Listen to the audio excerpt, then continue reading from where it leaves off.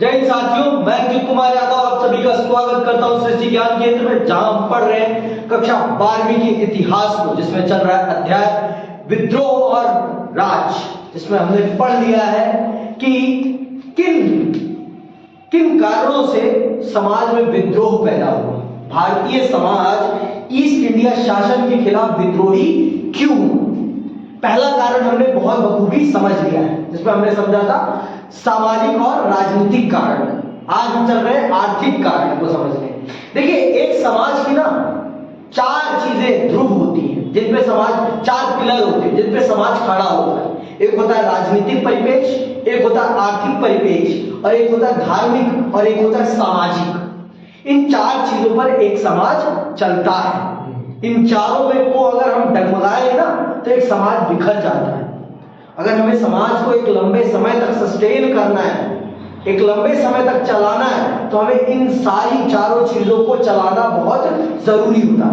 आज भी आप देखते हैं सरकार इन सब चीजों को बहुत ही ध्यान से, आज देखो, आज की जो पॉलिटिक्स है वो किसके इर्द गिर्द घूम रही है?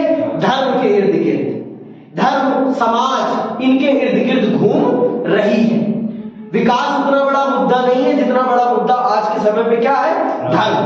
आप भी देख रहे हैं, हम भी देख रहे हैं, सब समझ रहे हैं इस बात को कि आज की राजनीति का प्रमुख मुद्दा धर्म है। उसके बाद दूसरी चीजें हैं, उसके बाद दूसरी चीजें। तो इसी प्रकार से आप जब 1857 की बात करते हैं तो उस समय भी यही सारी चीजें, यही फैक्टर काम कर रहे थे। भारतीय समाज न तब बदला है न आज बदला है। आज भी वैसा ही है और कल भी वैसा ही था, कुछ भी नहीं बदला है। समाज में कुछ भी नहीं बदला है, समाज उसी रूप का है। समझ रहे बात? तो आज भी अगर हमारे धर्म पे बात आती है तो हमारे अंदर बिना सोचे समझे हम कुछ भी करने को तैयार हो जाते हैं। मैंने उस दिन भी आपको बताया कि धर्म के विषय पर हम सोचना ही बंद कर देते हैं। जब भी धार्मिक विषय आता है कोई, तो हमारे सोचने की क्षमता ही खत्म हो जाती है और हम उद्दंडी बनकर धर्म का पक्ष लेने के लिए निकल पड़ते हैं। समझ रही बात? हम उद्दंडी बनकर धर्म का पक्ष लेने के लिए निकल पड़ते हैं, और ये सबसे बड़ी खराबी है हमारे समाज की। धर्म एक ऐसी चीज है जिसे सबसे ज्यादा समझा जाना चाहिए, सबसे ज्यादा पढ़ा जाना चाहिए और सबसे ज्यादा समझा जाना चाहिए। और आज हम चल रहे हैं 1800, लास्ट क्लास में हमने क्या समझा था? राजनीतिक और प्रशासनिक कारणों को, जिसमें हमने समझा बहुत सारे राजाओं की रियासतें उनसे ले ली गई थी, बहुत ही गलत तरीके से, बहुत ही गलत तरीके से। आज हम चल रहे हैं आर्थिक कारणों को समझने। मैंने आपको बता दिया भाई कि आर्थिक कारण सबसे बड़ी नींव होती है। भाई, आपकी कमाई अगर आपसे कोई छीनेगा, आपके धंधे में कोई इंटरफेयर करेगा, तो आप बर्दाश्त नहीं कर पाओगे, क्योंकि रोजी रोटी सबसे प्यारी है सबको अपनी रोजी रोटी सबसे प्यारी है। और कोई आपकी रोजी रोटी में इंटरफेयर करे, वो आप बर्दाश्त नहीं कर सकते, और आप उसे बर्दाश्त कभी नहीं करेंगे। कोई भी नहीं करता, न मैं करूंगा ना आप करेंगे। जैसे उस दिन मैंने उदाहरण ही बताया था, है ना, कि आपकी रोजी रोटी पे किसी भी प्रकार का संकट आएगा तो आप उस व्यक्ति को उखाड़ फेंकने के लिए तैयार हो जाएंगे। आप उस व्यक्ति को उखाड़ फेंकने के लिए तैयार हो जाएंगे।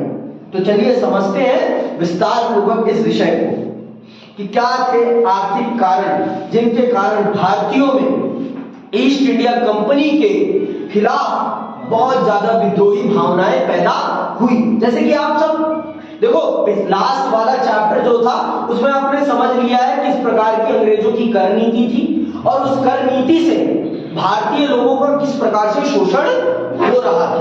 मुझे बताने की जरूरत नहीं है, वैसे आप पूरी की पूरी कर नीति जानते हैं, उनकी आर्थिक शोषण के पूरे ढांचे को आप जानते हैं कि भारत के जमींदार किस प्रकार से भारत के किसानों का, भारत के मजदूरों का शोषण कर रहे थे। मुझे बताने की जरूरत नहीं है। आपको मैंने ये भी बता दिया था उस क्लास में या उस चैप्टर में कि आपके उद्योगों को किस प्रकार से बर्बाद किया गया है। आपके उद्योगों को कच्चा माल तक उपलब्ध नहीं कराने दिया जाता था अंग्रेजी सरकार के माध्यम से। अंग्रेजी सरकार आपके उद्योगों को कच्चा माल तक उपलब्ध नहीं होने देती थी, कच्चा माल तक उपलब्ध नहीं होने देती थी। समझ में आई बात? आगे सुनिए, आर्थिक कारणों को आइए विस्तार से समझते हैं। संपदा का निष्कासन, संपदा मतलब समझते हो? प्रॉपर्टी। संपदा का मतलब क्या है? प्रॉपर्टी का निष्कासन। सुनिएगा, अंग्रेज भारत में सदा विदेशी व्यापारी ही बने रहे। उनका प्रमुख उद्देश्य वेतन, उपहारों और भेंटों के रूप में अधिकाधिक धनराशि प्राप्त करके विदेश लौट जाना था। कंपनी के अंग्रेज कर्मचारियों एवं अधिकारियों को वेतन देने में देश के कुल राजस्व का लगभग 1/3 भाग खर्च हो जाता था। सेवानिवृत्त अंग्रेज अधिकारियों की पेंशन के रूप में भी भारत से विशाल धनराशि इंग्लैंड भेज दी जाती थी। विशाल मात्रा में पूंजी के निष्कासन से पूंजी निर्माण का कार्य अवरुद्ध हो गया और देश आर्थिक दयनीयता की ओर बढ़ने लगा। सुन लो, जो अंग्रेज यहां पर काम कर रहे थे और जो अंग्रेज यहां से काम करके चले गए थे, उनके भी आर्थिक खर्च को भारत के लोग ही उठा रहे थे। तो भारत में जो कमाई हो रही थी वो भारत के विकास पर नहीं लग रही थी, वो अंग्रेजी कर्मचारियों के रहन सहन पर खर्च हो रहा था। आप ये देख लीजिए, राष्ट्रपति भवन देख लीजिए, या आप कलकत्ता का जो वो व्हाइट सा बना हुआ है, वायसराय हाउस है या विक्टोरिया मेमोरियल कहते हैं उसे, वो जो बना है वो भारतीयों के लिए नहीं बना था, वो सब बना था अंग्रेज अधिकारियों के रहने के लिए। विक्टोरिया मेमोरियल तो विक्टोरिया जी के लिए बना था, उसमें हम सबका कोई काम नहीं था। अंग्रेजों ने जो भारत से पैसा कमाया वो भारत पर नहीं लगाया, वो उन्होंने अपने विकास पर लगाया, अपने निजी विकास पर। जैसा कि आपने सुना कि जो अंग्रेजी कर्मचारी सेवानिवृत्त हो चुके थे, रिटायर्ड हो चुके थे, उनको भी पेंशन दी जाती थी और वो पेंशन का भार कौन उठा रहा था? भारत की जनता, भारत की मासूम जनता उस भार को उठा रही थी। समझ में आई बात? और क्यों उठा रही थी? क्योंकि भारत की जनता को पता ही नहीं था। अगर भारत की जनता को पता होता कि उनके साथ इस प्रकार का शोषण हो रहा है और इसी शोषण ने भारत की जनता में ये चेतना जगाई कि अगर हमें इस शोषण से बाहर निकलना है तो हमें इनका विद्रोह करना ही पड़ेगा, और अगर हमने इनका विद्रोह नहीं किया तो हम इस शोषण का शिकार होते रहेंगे और हमें इससे बाहर कोई निकाल नहीं पाएगा। और ये प्रश्न आएंगे सनी, पहले बता दे रहा हूं, 1857 के विद्रोह के होने के पीछे के कारणों को आप लिख कर आएंगे अच्छे से। आर्थिक कारण, राजनीतिक कारण, ये 2 कारण तो बहुत अच्छे से लिख के आना है आपको किसी भी कीमत पर, और आएगा ये प्रश्न जरूर। 2 ही प्रश्न बनते हैं यहां पर, एक 1857 के होने के कारण, 1857 के विद्रोह होने के कारण, और दूसरा क्या है? 1857 के विद्रोह के विफल होने के कारण। इन्हीं दोनों प्रश्नों में से एक प्रश्न आएगा इस चैप्टर का, और वो भी 8 नंबर का। 8 नंबर का प्रश्न है ये, तो बहुत ही ध्यान से पढ़ना। और कल भी हो सकता है आए ये प्रश्न, कल भी हो सकता है ये प्रश्न आए। अब सिर्फ हमारे 3 चैप्टर रहते हैं और आपने मोटा मोटी पढ़ ली है पूरी किताब को, पूरी किताब पढ़ ली है आपने। अब ऐसा ना हो कि कल का पेपर अच्छा ना लिखो और कल के पेपर को 3 बार रिपीट करके टेस्ट देना है आपको, और उसके सारे के सारे आंसर आपको लिखने हैं अपने आप। आगे सुनो, तो ये कारण था एक। तो फिर भारतीय उद्योग धंधों तथा व्यापार वाणिज्य का विनाश, ये तो मैंने पिछले चैप्टर में ही आपको बता दिया कि भारतीय उद्योग धंधों का अंग्रेजों ने या ईस्ट इंडिया कंपनी ने किस प्रकार से विनाश किया। भारतीय उद्योगों को वो कच्चा माल तक मिलने नहीं देते थे, वो कच्चा माल तक नहीं मिलने देते थे। सुनना, इंग्लैंड के कारखानों का अस्तित्व भारत के कच्चे माल पर निर्भर था। सुन लिया भाई, इंग्लैंड के कारखानों का अस्तित्व किस पर निर्भर था? भारत के कच्चे माल पर। अब मुझे बताओ कच्चा माल क्या होता है? कच्चे माल का एक उदाहरण दो मुझे कि आप किसे कच्चा माल कहते हैं? जो चीज यहाँ से ले जाके दूसरे दिन मिल जाती है। अरे कच्चा माल क्या है? एक एग्जांपल से समझाओ कि कच्चा माल किसे माना जाएगा। क्या होता है कच्चा माल? रॉ मटेरियल किसे कहते हैं? कॉटन। जैसे कॉटन क्या है? कच्चा माल। किस चीज का कॉटन रॉ मटेरियल है? कपड़े का, सूती कपड़े का रॉ मटेरियल क्या है? कॉटन। आपका कपास सूती कपड़े का रॉ मटेरियल। जैसे चीनी का रॉ मटेरियल क्या है? गन्ना। तो ऐसे बोलो ना भाई। तो जो आपके इंग्लैंड में जितनी भी फैक्ट्रियां थी वो सारी की सारी फैक्ट्रियां भारत के कच्चे माल पर निर्भर थी। अब आप मुझे बताओ कच्चा माल बेचने में फायदा ज्यादा है या पक्का माल बेचने में ज्यादा फायदा है? चीनी बेच के ज्यादा पैसा कमाओगी, गन्ना बेच के ज्यादा पैसा कमाओगी? क्यों भाई? क्योंकि वो फिनिश गुड है। इकोनॉमिक्स का ये रूल है कि जो सीधे कंज्यूमर यूज कर सकता है वो होता है फिनिश गुड। दूध एक ऐसी चीज है जो दोनों है, रॉ मटेरियल भी है और फिनिश गुड भी है। चाय वाले के लिए क्या है? रॉ मटेरियल है, और घर के लिए क्या है? वो फिनिश गुड है। समझ में आई बात? तो ये डिफरेंस है, आपको समझना पड़ेगा। तो भारत से कच्चा माल ले जाया जाता था इंग्लैंड, और फिर वहां पर पक्का माल बनाया जाता था, फिर उसे भारत लाया जाता था, और फिर भारत के बाजारों में उसे बेचा जाता था। और भारत के जितने भी उद्योग थे उनको कच्चा माल मिलने ही नहीं दिया जाता था। भारत के किसानों से कुछ समय तक तो अंग्रेजों ने उन्हें पैसा दे देकर उनसे कच्चा माल लिया। जब भारत का उद्योग बर्बाद हो गया तो फिर किसानों पर भी उन्होंने अपनी मोनोपोली थोप दी, क्योंकि अब किसानों के पास भी कोई विकल्प ही नहीं था, क्योंकि भारत के उद्योग सारे बर्बाद हो चुके थे। अब आपको बेचना है तो मजबूरन किसको बेचना पड़ेगा? अंग्रेज सरकार को बेचना पड़ेगा। अंग्रेज सरकार ही आपके पास आखिरी विकल्प थी, और आप उनके अलावा किसी और को अपना माल बेच ही नहीं सकते थे। सुनिएगा ध्यान से। अंततः ब्रिटिश प्रशासकों ने अपने आर्थिक हितों की रक्षा के लिए भारतीय अर्थव्यवस्था को दांव पर लगा दिया। भारत में ब्रिटिश ईस्ट इंडिया कंपनी के प्रभुत्व की स्थापना के समय कताई एवं बुनाई राष्ट्रीय उद्योग थे, और देश की बहुसंख्यक, सुन लो, देश का सबसे बड़ा उद्योग क्या था? कताई। भारत में ब्रिटिश ईस्ट इंडिया कंपनी के प्रभुत्व की स्थापना के समय कताई और बुनाई राष्ट्रीय उद्योग थे, और देश की बहुसंख्यक जनता की आजीविका के साधन थे। किंतु कंपनी की वित्तीय नीतियों के परिणाम स्वरूप भारतीय बाजार ब्रिटिश माल से भर गया और जनता से उसकी आजीविका के साधन छिन गए। ब्रिटेन की मुक्त व्यापार की नीति से भारत का विदेशी व्यापार पतन की ओर बढ़ने लगा। अंग्रेजों ने इस प्रकार की आर्थिक नीतियां अपनाई जिससे कि भारत का पूरा का पूरा विदेशी व्यापार समाप्त हो गया। एक समय था कि भारत का हैंडीक्राफ्ट पूरे विश्व में सबसे ज्यादा प्रसिद्ध था। हैंडीक्राफ्ट के मामले में भारत का पूरी दुनिया में बोलबाला था। पूरी दुनिया में अगर किसी का हैंडीक्राफ्ट चलता था वो सिर्फ भारत का चलता था। भारत का पूरी दुनिया में हैंडीक्राफ्ट के मामले में दबदबा एक छत्र राज था। लेकिन अंग्रेजों की नीतियों ने अपने फायदे के लिए भारत के उद्योग को पूरी तरीके से बर्बाद कर दिया, और भारत की जनता रोजगार विहीन हो गई। और जब भारत में अंग्रेजी सामान आया तो भारत, देखो, जो हाथ से बनता है सामान वो ज्यादा महंगा होता है, और जो मशीन से बनता है सामान वो सस्ता होता था।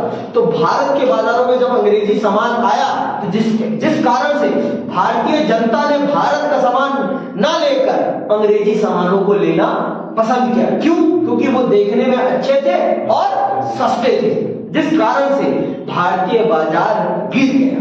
भारतीय बाजार और भारत का उद्योग पूरा का पूरा चौपट हो गया। समझ में आएगा? तो आप देख लो, भारत के बाजार को जितना अंग्रेजों ने बर्बाद किया है उतना ही भारत के किसानों ने और भारत के उपभोक्ताओं ने, उपभोक्ता मतलब कंज्यूमरों ने, भारत के कंज्यूमरों ने, जैसे आज भी है, आज भी हमारी जनता जानती है कि हमारे चीन के साथ तानातनी है, फिर भी भारत की जनता चीनी उत्पादों को धड़ल्ले से खरीदती है। क्यों? क्योंकि चीनी उत्पाद भारत की कंपनियों के कंपैरिजन में सस्ते हैं। सस्ते के चक्कर में भारत की जनता भारत को लाभ ना देकर चीन को लाभ प्रदान करता है और मोटा पैसा देते हैं हम चीन को, और चीन गुणवत्ता के मामले में कुछ नहीं देता। समझ में आई बात? पाओ समेटो, ठीक है। आगे सुनो, भू राजस्व की कठोर दर। ये तो आप जानते हैं कि भू राजस्व, लैंड रेवेन्यू बहुत ज्यादा था। लैंड रेवेन्यू अंग्रेजों के समय में बहुत ज्यादा था। किसान जितना कमाता नहीं था उससे ज्यादा उसे कर देना पड़ता था। ये बातें लिख के भी आनी है पेपर में, मयंक, ये बातें लिखनी है एज ए पॉइंट, जैसे मैं बता रहा हूं ऐसे ही पॉइंट टू पॉइंट लिख के आना। अगर ये पॉइंट भी लिख के आ गए ना तो आपको अगर 8 नंबर का है तो 4 नंबर मिल जाएंगे, क्योंकि आपको पॉइंट पता है और फिर पॉइंट के अंदर लिख देना कुछ बातें। समझ में आई बात? तो आपको नंबर मिल जाएगा। सुनो, ब्रिटिश ईस्ट इंडिया कंपनी के शासनकाल में भू राजस्व की दर अत्यधिक ऊंची थी। किसान की उपज का आधे से भी अधिक भाग लगान के रूप में निकल जाता था। कर संग्रह के साधनों की कठोरता और भुगतान न किए जाने की स्थिति में भूमि की बिक्री के नियम ने किसानों को बर्बादी और तबाही की ओर धकेल दिया। 1770 से 1857 ईस्वी के अवधि में देश में 12 बड़े और अनेक छोटे अकाल पड़े, जिनमें लाखों व्यक्ति मौत का शिकार हो गए। कर नीतियों के कारण भारत की बहुत बड़ी जनसंख्या भूख के कारण मर गई। अंग्रेजों की ये कर नीतियों के कारण, अंग्रेजों की कर नीतियों ने भारत के लोगों की रीढ़ की हड्डी तोड़ दी थी। अंग्रेजों का घर नहीं भरता था और भारत की जनता कर देते देते मर जाती थी। भारत की जनता कर देते देते मर जाती थी और अंग्रेजों का घर फिर भी नहीं भरता था। अंग्रेज इतने ज्यादा विषैले थे भारत के लिए। आप ये जान लीजिए, आज आप ये जान लीजिए कि अंग्रेज इस भारत देश के लिए कितने ज्यादा विषैले थे, बहुत ही ज्यादा विषैले थे। फिर भी आज तक हम इस चीज को नहीं समझ पाए हैं। आज भी हम अंग्रेजी कल्चर को इस तरह से चपेट के रखते हैं जैसे कि वो हमारा खुद का कल्चर। और मैंने आपको बता दिया है, इंसान जितना कल्चर से पैसा कमाता है ना, उतना किसी और से नहीं। सबसे ज्यादा कपड़ों से कमाया जाता है, सबसे ज्यादा कपड़ों से। कपड़ा किसी भी देश को सबसे ज्यादा पैसा देता है, ये बात जान लो आप। क्योंकि कपड़ा इंसान की क्या है? बेसिक नीड है, मूलभूत जरूरत। जिस दिन से इंसान ने सामाजिक जीवन जीना प्रारंभ कर दिया, उस दिन से इंसान ने कपड़ा पहनना शुरू कर दिया। और जब से इंसान सामाजिक जीवन में आ गया है, तब से कपड़ा उसकी क्या हो गई है? मूलभूत जरूरत। एक बार के लिए खाना नहीं खाएगा, लेकिन कपड़े बिना बाहर नहीं जाएगा। बताओ, आप चले जाओगे? बाल सेट होने चाहिए, है ना? सब कुछ सेट होना चाहिए। क्यों? क्योंकि आपको 10 लोग देखेंगे, आपको 10 लोग देखेंगे, इसलिए आपका सेट होना बहुत जरूरी है। आगे सुनिए,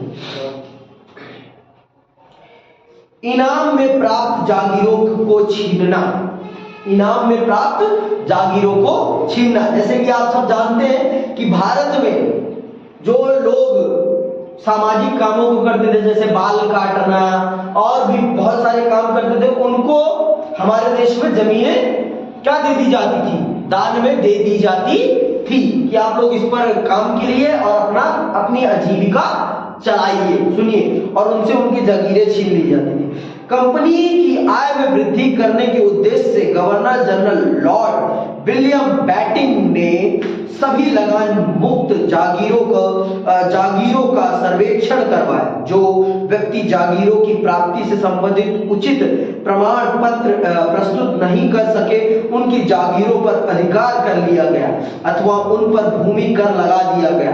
लॉर्ड डलहौजी के शासनकाल में 1852 ईस्वी में भूपतियों के संपत्ति संबंधी अधिकारों की जांच पड़ताल करने के लिए इनाम कमीशन की नियुक्ति की गई, जिसने केवल 5 वर्ष की अवधि में लगभग 21,000 पैतृक जागीरों को जब्त कर लिया। सरकार की इस अन्यायपूर्ण नीति के परिणाम स्वरूप जमींदार वर्ग के असंतोष में वृद्धि होने लगी। भाई उस समय तक भारत में ज्यादा लोगों के पास अपनी जमीन के कागज वागज तो होते नहीं थे, तो बहुत बड़े स्तर पर जब लॉर्ड डलहौजी भारत का गवर्नर जनरल बना तो उसने जांच कराई कि कितने लोगों के पास कितने अपनी जमीनों के कागज हैं, और जिन लोगों के पास अपनी जमीन के कागज नहीं, उन सभी जमीनों को कौन लेगा? East India company. उन जमीनों पर मालिकाना अधिकार ईस्ट इंडिया कंपनी का होगा, और जिसको इन जमीनों को प्रयोग करना है और उनको भूमि कर देना पड़ेगा, उनको भूमि कर देना पड़ेगा, तभी वो इन जमीनों का प्रयोग कर सकते, नहीं तो वो इन भूमि का प्रयोग नहीं कर सकते। साफ सीधी बात, अगर आपको ये भूमि प्रयोग करनी है तो आपको कर देना पड़ेगा, और अगर आप कर नहीं देंगे तो आप इस भूमि का प्रयोग नहीं कर सकते, आप इस भूमि का प्रयोग नहीं कर सकते। तो इस प्रकार से बहुत सारे जमींदारों की जमींदारी उनकी भूमि उनके हाथों से निकल गई। तो इस प्रकार से जमींदारों के अंदर भी आक्रोश की भावना पैदा होने लगी कि ये हमारी मदद से ही भारत पर शासन कर रहे हैं और हमारी ही जमीनें हमसे छीन रहे हैं, ये हमारी मदद से ही भारत को चला रहे हैं और हम पर ही अत्याचार करेंगे। तो इस प्रकार से बड़े बड़े जमींदारों के मन में भी ईस्ट इंडिया कंपनी के खिलाफ विद्रोह जागना प्रारंभ हुआ। आगे सुनिए, अगला कारण क्या है? जन सामान्य में बेकारी और दरिद्रता। लोग बेरोजगारी से बेरोजगार हो गए थे और गरीबी इतनी बढ़ गई थी कि कोई कहने की बात ही नहीं, कि लोग भूखे मर रहे थे। इसका मतलब दरिद्रता बहुत बड़े स्तर पर थी। बेकारी थी, मतलब लोगों के पास काम नहीं था, क्योंकि भारत में उद्योग चल ही नहीं रहे थे। सारा औद्योगिक गतिविधियां कहां हो रही थी? सारी की सारी इंग्लैंड में हो रही थी।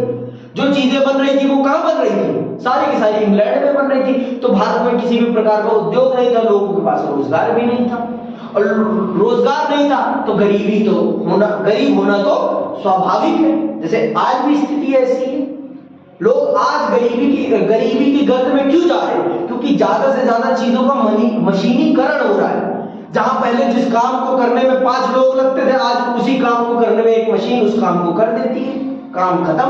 तो इस तरह से 5 लोगों का रोजगार चला गया, इस प्रकार से 5 लोगों का काम चला गया। समझ में आई बात? तो जैसे आज बेरोजगारी है, वैसे ही उस समय भी थी। पहले भारत में सारा काम हाथ से होता था, तो लोगों के पास रोजगार थे, लोगों के पास पैसा भी था। अब काम चला गया, सारा का सारा काम कहां ट्रांसफर हो गया?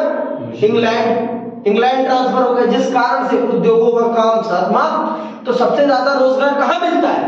उद्योगों में ही मिलता है, और उद्योग तो भारत के रह ही नहीं गए, जिस कारण से भारत में बेरोजगारी और गरीबी बड़े चरम सीमा पर पहुंच गई थी। 1840 के दशक में भारत गरीबी की चरम सीमा पर पहुंच गया था। सुनना, ब्रिटिश प्रशासकों की आर्थिक नीतियों के कारण 1857 ईस्वी तक पहुंचते पहुंचते भारत में जन सामान्य की आर्थिक दशा अत्यधिक शोचनीय हो गई। तत्कालीन भारत में ऐसे लोगों का अभाव नहीं था जो बेकारी और दरिद्रता की स्थिति में मारे फिर रहे थे। उनके पास ना तो पेट भरने के लिए पर्याप्त भोजन था और ना ही शरीर ढकने के लिए उचित वस्त्र। भारतीय अपनी दयनीय आर्थिक दशा के लिए ब्रिटिश शासन को ही उत्तरदायी समझते थे। अंततः उनमें ब्रिटिश शासन के विरुद्ध असंतोष बढ़ने लगा। स्वयं सैयद अहमद ने स्वीकार किया था कि कुछ लोग इतने गरीब थे कि वे एक एक आने अथवा एक एक सेर आटे के लिए प्रसन्नता पूर्वक विद्रोहियों के साथ मिल गए थे। सुन लो, तो इतनी ज्यादा दरिद्रता थी भारत में उस समय, इतनी ज्यादा कि लोग अपनी जान की कीमत आटे के दाम पर देने के लिए तैयार थे। आटे के लिए अपनी जान देने के लिए लोग तैयार थे। तो अब आप सोचो कितनी विकराल परिस्थिति थी। अब आप खुद सोचो कि कितनी विकराल परिस्थिति थी कि लोग आटे के लिए अपनी जान तक न्यौछावर करने के लिए तैयार थे। अब आप इस चीज की कल्पना खुद कर लो कि क्या स्थिति रही होगी, कितनी विकराल स्थिति रही होगी। समझ में आई बात? तो गरीबी इतने बड़े स्तर पे थी। जैसे मैंने आपको बताया कि पाकिस्तान में अगर आतंकवादी पैदा हो रहे हैं तो क्यों पैदा हो रहे हैं, और कहीं का मुसलमान आतंकवादी क्यों नहीं बन रहा, तो उसके पीछे सबसे बड़ा कारण क्या है? गरीबी, गरीबी और अशिक्षा। पहले तो गरीबी से निकले, फिर अशिक्षा से बाहर निकले, तो जाके स्थितियां सही हो पाएंगी। समझ में आई बात?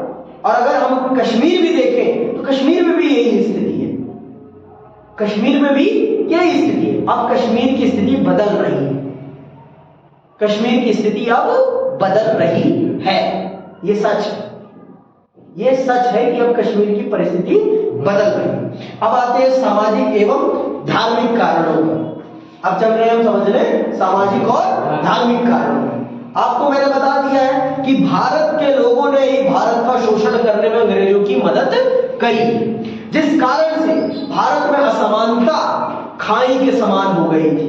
भारत में असमानता, कुछ लोगों के पास इतना धन था कि कोई कहने की बात नहीं, और कुछ लोगों के पास इतना भी धन नहीं था कि वो अपने लिए 2 वक्त की रोटी भी जुटा सके, 2 वक्त की रोटी भी जुटा सके। सुनना, भारतीयों के साथ दुर्व्यवहार। अंग्रेज स्वयं को भारतीयों से श्रेष्ठ समझते थे। सुन लो, अंग्रेज हमेशा अपने आप को भारत के लोगों से ऊंचा समझते थे और हम लोगों को नीचा समझते थे, और आज भी यही समझते हैं वो लोग। आज भी कुछ बदला नहीं है। अंग्रेज आज भी अपने आप को ऊंची नस्ल के लोग समझते हैं, और दूसरे लोगों को अपने से नीची नस्ल के लोग समझते हैं। वो आज भी बदला कुछ नहीं है, आज भी बदला कुछ खास नहीं है। फिर भी हम लोग अंग्रेजों के पीछे लगे रहते हैं। ये लगे रहना ही ना बताती है कि हमारी मानसिकता आज भी गुलामों वाली ही है। हम वो जो करेंगे उसी को फॉलो करेंगे। हम अपना कुछ नया करने का प्रयास ही नहीं करते। हम ये क्यों नहीं करते कि दुनिया हमारे पीछे चले, हम ये करने का प्रयास ही नहीं करते। हम हमेशा प्रयास करते हैं कि हमेशा हम अमेरिका के पीछे या ब्रिटेन के पीछे या फ्रांस के पीछे जो वो ट्रेंड चलाएंगे हम उसी ट्रेंड को फॉलो करेंगे। हम अपना ट्रेंड कोई सेट ही नहीं करते। तो अंग्रेज शुरू से ही हमें अपने से नीची नस्ल के लोग समझते थे। हमेशा वो हमारे साथ भेदभावपूर्ण बर्ताव करते थे। सुन लो, उन्हें ना तो भारतीयों के प्रति कोई सहानुभूति थी और ना ही भारतीय सभ्यता संस्कृति से कोई लगाव था। वे भारतीयों को असभ्य तथा नीच समझते थे। उन्हें योग्यता अनुसार उच्च पदों पर भी नियुक्त नहीं किया जाता था। स्वयं सर सैयद अहमद खान ने स्वीकार किया था कि उच्चतम श्रेणियों के देसी लोग तक भी बिना आंतरिक भय के तथा बिना कांपे हुए कभी अंग्रेज अधिकारियों के सामने उपस्थित नहीं हुए। देख लो, सर सैयद अहमद खान कह रहे हैं। सर सैयद अहमद खान का नाम सुना है? सर सैयद अहमद खान का नाम नहीं जानते? अलीगढ़ मुस्लिम यूनिवर्सिटी का नाम सुना है? उसका भी नाम नहीं सुना? अलीगढ़ मुस्लिम यूनिवर्सिटी के संस्थापक हैं सर सैयद अहमद खान। बहुत बड़े इंडियन फिलोसोफर, दार्शनिक हैं वो। उन्होंने ही ये सिद्धांत दिया था कि मुसलमानों के लिए एक नया राष्ट्र बनना चाहिए, मुसलमानों के लिए एक अलग राष्ट्र होना चाहिए। आप कह सकते हैं कि हिंदू मुस्लिम में जो ये भेदभाव था, इस भेदभाव को बढ़ाने में सर सैयद अहमद खान का एक योगदान है। छोटा सा योगदान है लेकिन है, छोटा सा योगदान है लेकिन है। अभी आप जब पढ़ोगे आजादी की लड़ाई तो उसमें बताऊंगा मैं। तो सर सैयद अहमद खान भी कह रहे हैं कि भारत के बड़े से बड़े राजा महाराजा भी अंग्रेज अधिकारियों के सामने बिना कपकपाए नहीं जाते थे। तो ये बड़ी बात थी कि भारत के लोगों में अंग्रेजों ने ये डर बिठा दिया था कि आप हमसे नीचे नस्ल के हैं, आप हमसे नीचे नस्ल के हैं, ये डर बिठा दिया था उन्होंने। और भारत के बड़े बड़े लोग भी इसका विरोध नहीं कर पाते थे। तो आप खुद देखो, तो इस चीज ने भी भारत के लोगों में एक हीन भावना पैदा करी और उनके मन में ये चेतना जगाई कि यार ये बाहर के लोग आकर हमारे देश में हमें ही नीचा बता रहे हैं, हमारे देश में रह रहे हैं और हमें ही नीचा समझ रहे हैं, हमारा ही खा रहे हैं, हमारा ही पहन रहे हैं और हमें ही नीचा बता रहे हैं। आपके घर में कोई आए, आपका मेहमान, और आपको नीचा कहे तो आपको अच्छा लगेगा? ऐसे ही अंग्रेज हमारे घर में मेहमान थे और हमें ही नीचा कह रहे थे, हमारे घर पे कब्जा भी कर लिया था। समझ में आई बात? तो भारतीय लोगों के मन में फिर अपनी गरिमा जागी, हमारे मन में हमारी गरिमा जागी कि क्या यार तुच्छ इंसान है हम, कोई बाहरी आकर हमारे घर पे कब्जा कर लिया और हम कुछ नहीं कर पाए। तो फिर जाकर उनके मन में ये विद्रोह के भाव जागे, तब जाकर भारत के राजाओं में आत्मसम्मान की भावना जागी कि अगर हमें हमारा अधिकार चाहिए तो हमें इनको मारना पड़ेगा और इनको यहां से भगाना पड़ेगा, तब जाकर हमें हमारी प्रतिष्ठा मिल पाएगी, हमारा आत्मसम्मान हमें मिल पाएगा। नहीं तो अगर हमने अपने आत्मसम्मान की रक्षा खुद नहीं की तो कोई दूसरा करने वाला नहीं। सुनना, भारतीयों के सामाजिक जीवन में हस्तक्षेप सुनो। 19वीं शताब्दी के तीसरे दशक तक उदार मानवतावादी ब्रिटिश प्रशासनिक भारतीय समाज में व्यक्त सती प्रथा, कन्यावध, मानव बलि और विधवा पुनर्विवाह निषेध जैसी कुरीतियों को दूर करने के लिए प्रयत्नशील हो गए थे।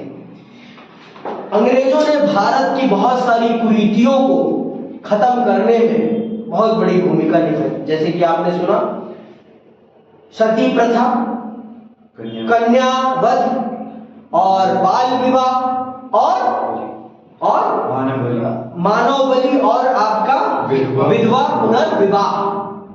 तो भारतीयों ने समझा कि ये हमारे धर्म में हस्तक्षेप कर रहे हैं। अब भैया धर्म में आपके हस्तक्षेप करे तो कोई आप उसे पसंद करोगे?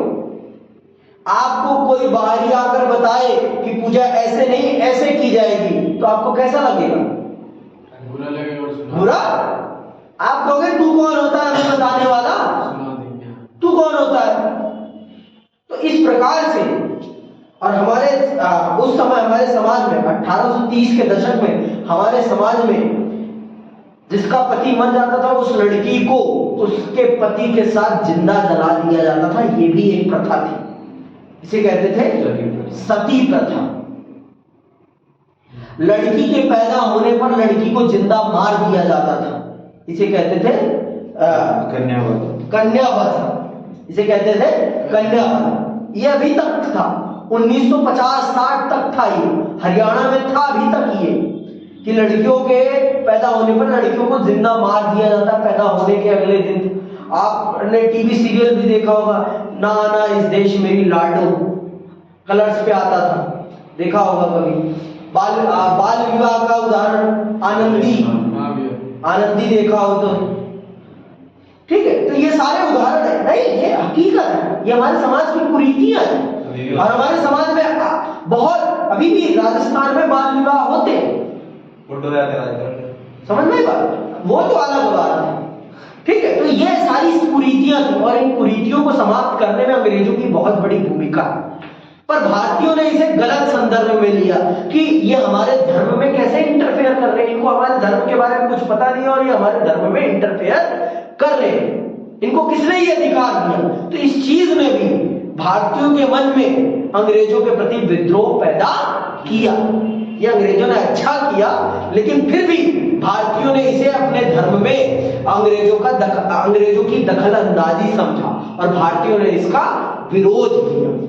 भारतीयों ने इसका विरोध किया कि नहीं, आप हमारे धर्म में इंटरफेयर नहीं कर सकते। आप कौन होते हैं हमारे धर्म में इंटरफेयर करने वाले? Who are you? कौन है आप? आपकी क्या हैसियत? आप कैसे हमारे धर्म के मामले में बोल रहे हैं? आपकी क्या हैसियत? समझ में आई बात? अब आपके घर में आपकी पूजा पद्धति में कोई आपसे बोलेगा तू ऐसे ना करके ऐसे कर, तो आपको क्या लगेगा? अच्छा लगेगा? आप कहेंगे तू कौन होता है भाई बोलने वाला, आप जैसे मर्जी वैसे करे? तू तो हमारे धर्म का व्यक्ति भी नहीं है। अब क्रिश्चियन आपको बताए कि ये पूजा पाठ पद्धति है, तो आपको कैसा लगेगा? आप कहोगे ना तू हमारे धर्म का, ना तूने हमारी धार्मिक किताबें पढ़ रखी, तू कौन होता है हमें हमारा धर्म बताने वाला? कहोगे कि नहीं कहोगे? वही चीज था। इस कारण से भारत की जनता में अंग्रेजों के प्रति एक विद्रोह भावना की पैदा हुई। जब अंग्रेजों ने सती प्रथा को समाप्त करने का काम किया, जब अंग्रेजों ने बालिका कन्या वध को समाप्त करने का, विधवा विवाह को फिर से स्टार्ट कर दिया, इन सब, ये वैसे तो है ये सारी की सारी कुरीतियां, लेकिन इन सब को समाप्त करने के लिए हमने अंग्रेजों का विरोध किया कि आप हमारे धर्म के मामले में मत बोलिए। आगे सुनिए। लॉर्ड विलियम बैटिंग ने भारतीय समाज में चिरकाल से प्रचलित सती प्रथा को गैर कानूनी घोषित कर दिया और मानव बलि पर रोक लगा दी। इसी प्रकार लॉर्ड डलहौजी ने कन्या वध को निषेध कर दिया और विधवा विवाह को कानूनी घोषित कर दिया। कट्टरपंथी एवं रूढ़िवादी भारतीयों ने इसे अपने सामाजिक जीवन में अनुचित हस्तक्षेप समझा और उनकी यह धारणा बन गई कि अंग्रेज भारतीय संस्कृति को नष्ट कर देना चाहते थे। अंततः वे ब्रिटिश शासन के विरोधी बन गए। तो जितने भी भारतीय कट्टरपंथी लोग थे, जैसे आज भी हिंदू कट्टरपंथी लोग हैं जो जान के बदले जान लेना ज्यादा सही समझते हैं। जान देना तो सही समझते नहीं है, जान लेना सही समझते हैं। उन्होंने कहा कि ये हमारे धर्म में इंटरफेयर कर रहे हैं, इनका गला काट देना चाहिए। उन्होंने कहा इनका गला काट देना चाहिए। तो इस प्रकार से भारत की जनता में अंग्रेजों के खिलाफ एक विद्रोही भावना पैदा होना प्रारंभ हो गई। अंग्रेजों के प्रति एक विद्रोही भावना पैदा होना प्रारंभ हो गई और फिर जो हुआ वो सब जानते हैं, 1857 के विद्रोह के रूप में। आगे सुनिए। पाश्चात्य शिक्षा का प्रसार। अब भाई अंग्रेज आए तो अंग्रेज क्या करेंगे? अपनी शिक्षा भी आप पर थोपेंगे, जिससे कि आप उनके कल्चर को समझ लें और आप उनके कल्चर के हिसाब से ढल जाएं, जिससे कि आप उनका विरोध ना करें। अगर मैं आपको अपने कल्चर में ढाल लूंगा तो आप मेरा विरोध करोगे? कदापि नहीं करोगे। जब आपको मैं अपने कल्चर जैसा बना लूंगा तो आप कभी मेरा विरोध करने वाले नहीं। समझ में बात? अगर मैं आपको अपने धर्म में परिवर्तित कर लूं, आपको अपनी शिक्षा दीक्षा अब आपके मन में भर दूं कि मैं ही सबसे अच्छा, तो आप मेरे खिलाफ कभी बुरा नहीं बोलेंगे। तो इसी प्रकार से अंग्रेजों ने अपनी अच्छाई को हमारे बच्चों के मन में भरने के लिए अपनी शिक्षा पद्धति को हम पर थोप दिया। आज भी उसी का प्रमाण है। आज पहले हमारे देश में क्या थे? गुरुकुल थे। बच्चा अपना घर छोड़कर एक आयु तक, तो अब भी है, लेकिन कॉमन शिक्षा तो नहीं है ना। आज जनरल तौर पर वो शिक्षा चलती है कि ये शिक्षा चलती है, स्कूली वाली चलती है ना, जो अंग्रेजों की दी हुई शिक्षा व्यवस्था वो चल रही है ना। हमारी गुरुकुल व्यवस्था तो नहीं चल रही है ना। आप हॉस्टल लाइफ वाली शिक्षा को मत कहिए कि वो गुरुकुल शिक्षा है। गुरुकुल शिक्षा में आप अपने जीवन के लिए सारी चीजें करते थे। समझ में? हाँ, फैशन से दूर, क्योंकि फैशन सबसे ज्यादा बच्चों का मन डाइवर्ट करता है। समझ में आई बात? ये जो फैशन है, और आप अपने लिए भोजन भी खुद बनाएंगे, अपने वस्त्र भी खुद धोएंगे, आप सब कुछ अपना खुद करेंगे, आप अपने लिए खाना भी इकट्ठा करने जाएंगे। मतलब आपको पूर्ण रूप से एक सामाजिक व्यक्ति बनाने का काम किया जाता था। आज के बच्चों को कुछ नहीं आता। कुछ नहीं आता। ऐसा नहीं है कि मेरे को बहुत, मुझे भी नहीं आता भाई। अगर मैं गुरुकुल में होता तो मुझे भी खुद का खाना बनाना आता, मैं भी क्या होता, सेल्फ डिपेंडेंट होता। मेरे अंदर एक चीजों को बेचने और खरीदने की समझ होती। गुरुकुल में सब कुछ सिखाया जाता है। आपके अंदर जो शर्म होती है ना, उस शर्म को भी समाप्त किया जाता है। आपको भिक्षा लेने के लिए भेजा जाता है। जब आप भिक्षा लेने जाते हैं तो उससे क्या खत्म होती है आपकी हिचक, लोगों से बात करने की, लोगों से दान मांगने की। ये जो हिचक होती है, आज के टाइम से आपसे कहा जाएगा कि आप दान लेने चले जाओ तो लेने जाओगे? कदापि नहीं जाओगे। अब मेरे घर में है तो मैं क्यों जाऊंगा, मेरे पापा कमा रहे। ये जो अमीर गरीब का जो डिफरेंस है, ये भी समाप्त होता है इससे। आज तो अमीर का बच्चा अलग जगह पढ़ रहा है, गरीब का बच्चा अलग जगह पढ़ रहा है। तब ये सारी चीजें समाप्त हो जाती थी, जिससे कि एक अच्छा इंसान बना जा सके। लेकिन आज है ऐसी चीजें? कदापि नहीं है ऐसी चीजें। समझ में आई बात? तो हमारी शिक्षा व्यवस्था इंसान को इंसान बनाती थी, और आज की शिक्षा व्यवस्था इंसान को मशीन बनाने का काम करती है। सिर्फ पैसा कमाने वाला व्यक्ति कि पैसा कमाओ, जीवन बस इतना ही है। आज की जो शिक्षा व्यवस्था है वो मूल रूप से पैसा कमाने की व्यवस्था है। आज की शिक्षा व्यवस्था एक व्यापारिक शिक्षा व्यवस्था है, जिसमें ज्ञान को बेचा जाता है, जिसमें ज्ञान को बेचा जा रहा है। समझ में आई बात? और हमारे टाइम पर ज्ञान, हमारी शिक्षा व्यवस्था में ज्ञान बेचा नहीं जाता। ज्ञान की एक मर्यादा थी, एक इज्जत थी। आप देख लो, एकलव्य जैसा विद्यार्थी अपने गुरु के कहने पर अपना अंगूठा काट दे रहा है, तो उस समय गुरु शिष्य का क्या संबंध था। आप देखो आज का बच्चा, सर जी यार सब्जी है, चक्कू मार देगा आज का बच्चा। तो आप उदाहरण देखो, बहुत सारे उदाहरण है, मुझे बताने की जरूरत नहीं है ये, ठीक है। ब्रिटिश प्रशासकों ने 1835, ये याद रखना, ब्रिटिश प्रशासकों ने 1835 ईस्वी में अंग्रेजी भाषा को शिक्षा का माध्यम निश्चित करके भारत में पाश्चात्य ज्ञान, विज्ञान एवं साहित्य की शिक्षा देना प्रारंभ कर दिया था। नवीन शिक्षा प्रणाली के अंतर्गत स्कूलों में सभी जातियों तथा धर्मों से संबंधित विद्यार्थी बिना किसी भेदभाव के एक साथ पढ़ते थे। निश्चित रूप से यह व्यवस्था भारतीय मान्यताओं एवं परंपराओं के प्रतिकूल थी।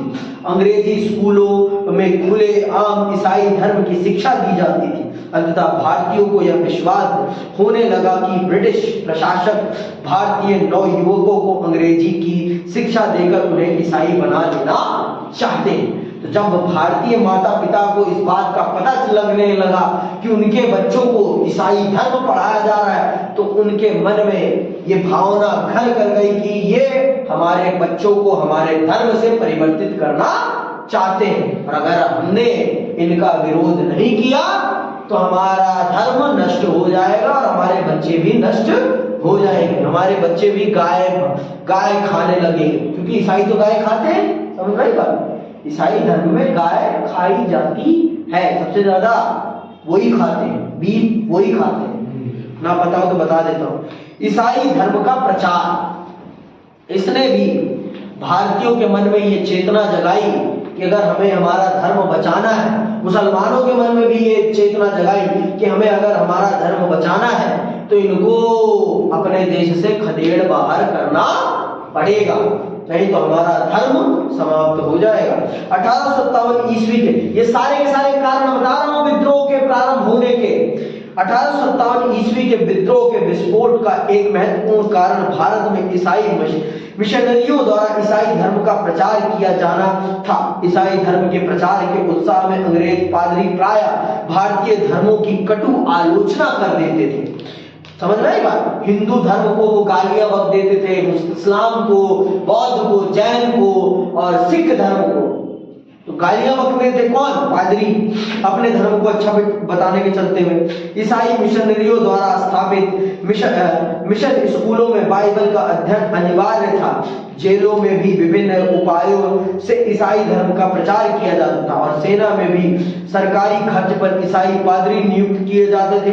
1850 ईस्वी से पूर्व भारत में धर्म परिवर्तन करने वाले हिंदू को पैतृक संपत्ति से वंचित कर देने का नियम प्रचलित था, किंतु इसी वर्ष पारित किए गए कानून के अनुसार ईसाई धर्म स्वीकार करने वाले व्यक्ति को पैतृक संपत्ति में अधिकार प्राप्त हो गए।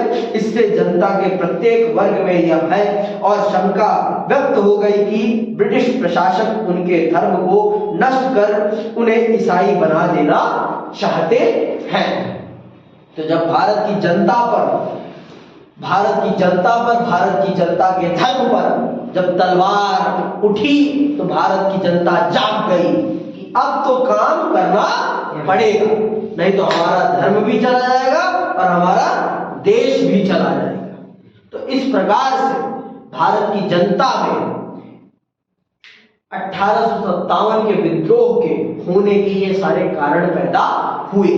अब एक कारण और समझेंगे अगली क्लास में, सैन्य कारण, जो उस समय का सबसे बड़ा तात्कालिक कारण बनता है जिसके कारण विद्रोह होता है। जैसे हम कहते हैं चिंगारी, वो चिंगारी है। सैन्य विद्रोह, सैन्य कारण चिंगारी, ये सारा का सारा मटेरियल है आग लगाने के लिए। लकड़ी, भूसा सब कुछ कलेक्ट हो गया, अब किसकी जरूरत थी? चिंगारी। और चिंगारी का काम कौन करता है? सैन्य कारण। ये हम समझेंगे अगली क्लास में। आज के लिए बस इतना ही। जय हिंद, जय